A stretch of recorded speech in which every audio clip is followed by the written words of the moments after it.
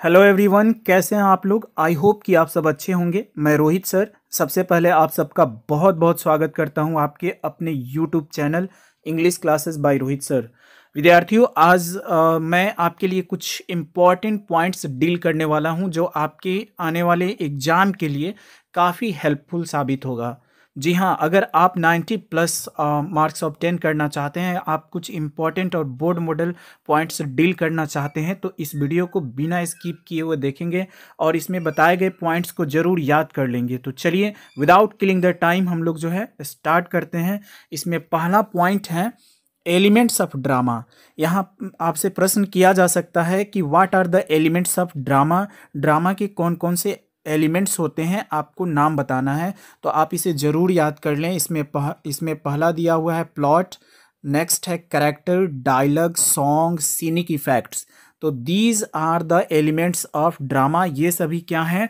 Elements of drama हैं। तो अगर आपसे पूछा जाए कि what are the elements of drama, तो आप इस तरह से उसके नाम लिख सकते हैं। देखिए, इसमें जितने भी पॉइंट्स को मैं डील करूंगा ना, सभी बोर्ड मॉडल हैं, सभी बोर्ड के एग्जाम में पूछे जाते हैं। तो कभी ना कभी किसी न किसी साल ये पूछा गया है और ये आपके लिए काफ़ी इम्पॉर्टेंट है। तो आप इसे याद कर लेंगे, आपको काफ़ी इससे बेनिफिट होने वाला है।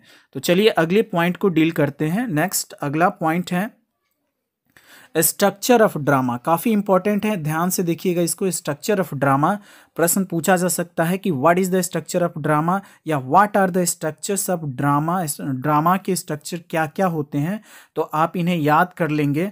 चलिए इसे देखते हैं। सबसे पहले है एक्सपोजिशन, नेक्स्ट है complication, crisis, डिनाउमेंट, catastrophe.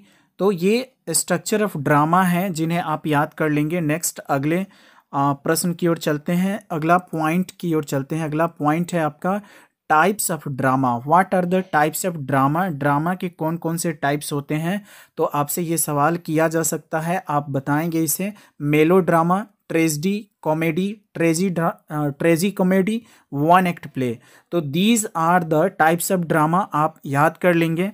Next and very important point है शेक्सपियर ड्रामाज। इससे रिलेटेड ऑब्जेक्टिव क्वेश्चन भी आपके एग्जाम में पूछे जा सकते हैं।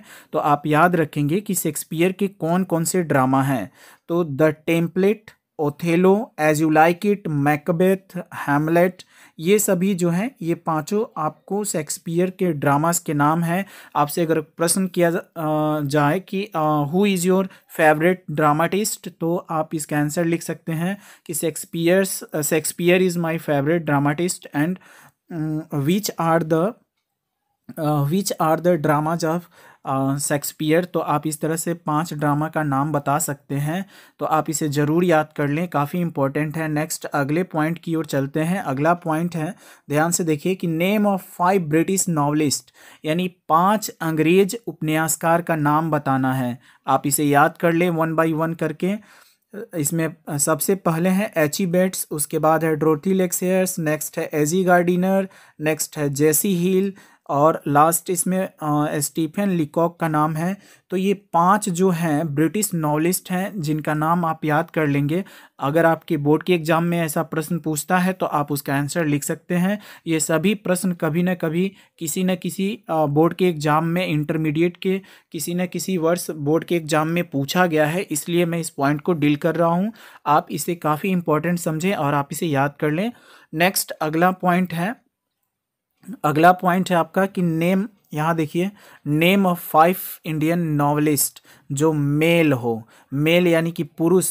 5 भारतीय उपन्यासकार का नाम बताइए जो पुरुष हैं। तो चलिए इसके आंसर को देखते हैं। इसका आंसर है पहला चेतन भगत। जी हाँ, चेतन भगत काफ़ी फेमस नॉवलिस्ट है। इनके नॉवेल पे मूवीज़ भी बना हुआ है। जो 3 इडियट्स मूवी बना है वो चेतन भगत की नॉवेल के आधार पे ही बना है। नेक्स्ट अगला नाम है के अब्बास, नेक्स्ट है मनोहर मालगोंकर, के नारायण, मुल्क राज आनंद। तो ये जो है इंडियन नॉवलिस्ट के नाम हैं जो मेल हैं, आप इसे याद कर लेंगे। नेक्स्ट अगले पॉइंट की ओर चलते हैं। अगला पॉइंट है कि नेम ऑफ 5 इंडियन नॉवलिस्ट जो फीमेल हो, यानी 5 भारतीय उपन्यासकार का नाम बताना है जो फीमेल हैं। तो इसमें नाम आप याद कर लेंगे, अरुंधति रॉय, अनीता देसाई, झुम्पा लाहिरी, शोभा डे, कमला मार्कंडे, ये सभी पांचों जो हैं फीमेल इंडियन नॉवेलिस्ट हैं। आप इनका नाम जरूर याद कर लें। नेक्स्ट अगले पॉइंट की ओर चलते हैं। अगला पॉइंट है, कह रहा है क्या चीज़ कि नेम ऑफ 5 ब्रिटिश पोएट्स, 5 अंग्रेज कवियों के नाम बताना है। तो इसमें 5 अंग्रेज कवियों के नाम हैं William Wordsworth, John Donne, W.H. Odean, D.H. Lawrence and T.S. इलोइट। तो ये सभी पांचों जो हैं ब्रिटिश पोएट्स हैं जिनका नाम आपको याद कर लेना है। This is very very important for your intermediate examination. Next अगले पॉइंट को देखते हैं। अगला पॉइंट है कि name of 5 Indian poets male, कह रहा है कि 5 भारतीय कवि के नाम बताइए जो मेल हों। तो इनके नाम जो है आप याद कर लेंगे, रविंद्रनाथ टैगोर, KKN दरुवल्ला, तबीस खैर, विक्रम सेठ, नजरुल इस्लाम। ये पांचों नाम जो हैं 5 इंडियन पोएट्स के नाम हैं। नेक्स्ट अगले प्रश्न की ओर चलते हैं। अगले प्रश्न यानी अगले पॉइंट के तरफ चलते हैं कि name of 5 Indian poets female. क्या कह रहा है, ध्यान से देखिए कि नेम ऑफ 5 इंडियन पोएट्स, 5 भारतीय कवियों को नाम बताना है जो फीमेल है, यानी पोएटेस का नाम पूछ रहा है।